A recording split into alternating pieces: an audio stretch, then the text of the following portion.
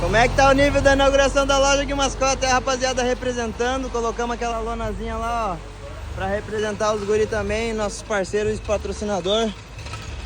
Olha só a delivery da Borracharia Santa Rosa. Bancozinho recaro diferenciado, né? Recaro não, né? Esse aqui é aquele esportivo. Não sei se é recaro, acho que é só aquele quadriculado, né? Olha aí. Esse aqui não é pra qualquer um, rapaz. E as formigas que se abaixam. Se tiver mais baixo, me liga que nem dos outros. E olha a largura desse pneu. Massa demais, né, velho?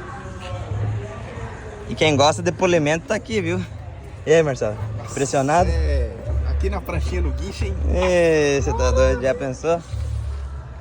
E aí, gurizada? Só gratidão a Deus. Só gratidão. É massa demais. Olha aí como é que ficou a lona que a gente acabou de lançar aí. Ficou muito bom.